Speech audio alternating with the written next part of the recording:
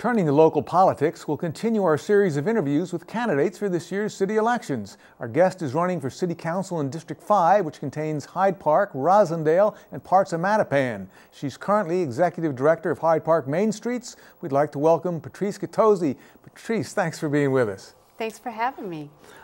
Patrice, always in these things we just start with, why do you want to run? Well, I really want to serve the people in District 5. I've been the director of Hyde Park Main Streets for the last 5 years, and I really see the importance of really building community. And I also really want to make a difference. I know some of the small businesses have really suffered because of the recession for the since 2008, and I see that they're emerging through it, and I see that the future is bright. I'm also very excited about the Fairmount Indigo project that's coming down the line, and so I see that they can make a big impact on this district, which really spans a large swath of the District 5. Well, it's an open seat and an impressive field, so let's start right off with the Fairmount line and the prospect of maybe Reedville's old warehouses becoming a center for new jobs. How will that affect the community, and what role can a city councilor play in that? Well, this project is really being watched all across the country. It's not, from people that don't know, it's a 9.2 mile stretch of railroad line from South Station to Reedville. And the idea, it's the most vacant parcels of land, and the idea is to improve the housing and the jobs and to really improve the transportation. And actually, most of the population of the city of Boston is along that line. And it's also the poorest population along that line, and it's very difficult for them to get to jobs. So with this opportunity is to bring developers in to really make jobs available. The two main places are Newmarket and Reedville. And I know for a fact that Reedville at one point was a thriving community with lots of factories just buzzing 24 hours a day. Now we do have some vacant spots, but progress is being made. We do have light industry, we have artists there, we have 2 charter schools that have taken over some of those vacant properties, and I think that it's exciting to see what can happen down the road. Actually, today's a big victory for the Fairmount line. Starting today, the fares are $2 if you get on the train stop in Fairmount.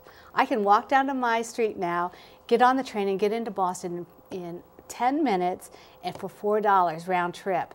Last week it was $11. It was $5.50 one way, which really wasn't fair. So this was something that, as this whole project has started, people along the line have really been advocating for. So I feel like it's a big victory. It came sooner than we thought. That's impressive. We have a little reader on that in the show today. Well, the Fairmount line can bring jobs in, but schools can push people out. I imagine you're familiar with a realtor from Westwood. After the MCAS scores came out, he leafleted Reedville saying, now is the time to buy in Westwood because Westwood has good schools. What do we need to do? I know you have a couple of ideas in this area. Well, education is very dear to my heart. I have an education degree as my background, but I grew up in the projects in Kansas City. My mom was a single mom, 6 kids, and I know that every night we sat around the table and we did our homework, and she really made sure that we were a part of getting good grades.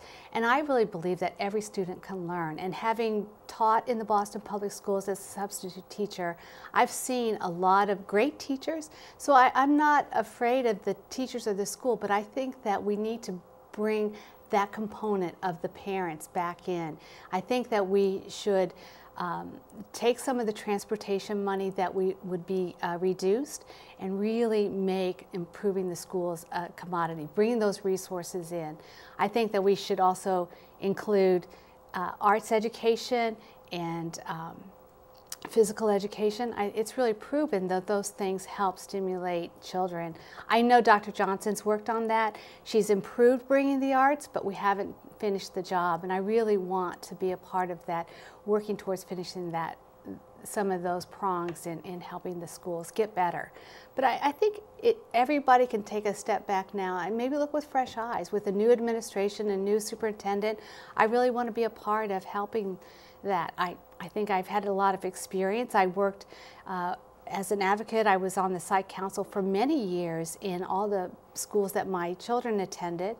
I also helped with the Roosevelt initiating that to a K-8 school. And I think that really made a difference. I know it didn't happen in my the time for my children to go, but it was important for the community.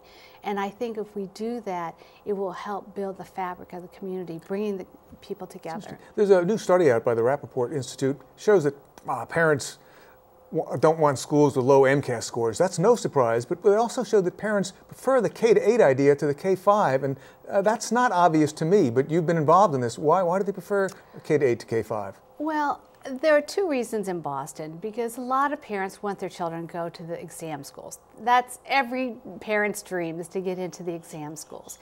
And that there's a problem of that gap year of 6th grade. So you have to change schools, and a lot of people don't want to do that. So if you stay, but that's one reason. So if you can stay in a K-8 school, you've built that community, you've built the discipline within there, you've built the relationships, and they don't have to change. Middle school is a tough time to change. I mean, it's a tough time for any child, no matter where they live. Sure. And so now you're keeping them with the teachers that know them, that have known them since they were little, small children, and they can really help those students at a time that they're just experimenting on who they are. And I think it's made a big difference for the schools that have been able to encompass that model. On quality of life issues, I know that's part of your campaign. Real briefly, you say more trees affect shopping habits? Absolutely. I know that's kind of a strange thing, but most people don't realize that when trees, they've done studies all across the country, if you have more trees, people stay in the shopping areas, they spend more money. It's just a nice environment, and it just brings people into that shopping district. And I know that we need to bring local dollars into the community, because 68 cents of every dollar stays in the community, which then trickles down to helping sports teams and things like that, and also getting jobs for teens. Okay. When I was a kid, you could go down to this, the corner store and get a job, but that doesn't happen because businesses can't even survive now, so we need to do that. I know cleanliness is also part of your campaign. Maybe I'm a slob, but I think Hyde Park looks pretty clean. But in addition to less trash and more trees, helping small businesses, what do we need to do there, real briefly? Well, I've seen firsthand as the director of Main Streets that some people take their life savings to start a business and their dream. It takes sometimes 9 months to open up a store because of the permitting process. And I really want to streamline that. I think they've taken 9 months, they have no income, but they're paying rent. And so they start out in the hole. And I think that we can do better to educate them to get what they need to get going. Okay. And just real briefly, in about 10 seconds, Mayor Tom Menino, DA Dan Conley, Rob Consalvo, if you're elected to be the first woman, really shortchanging women, but in a few seconds, how do women's issues figure, real briefly? Well, it's very important. 52% of the population in Boston are women, and many of them are head of households. And there are many issues. Equal pay is important. I want to address that. Domestic violence, I'm surprised that there's a lot there that have happened, and I really want to help the women. And we've only had one woman city councilor. It's time to add more. Good luck, and thank you so much for being with us. Candidate for City Council from District 5, Patrice Gattozzi.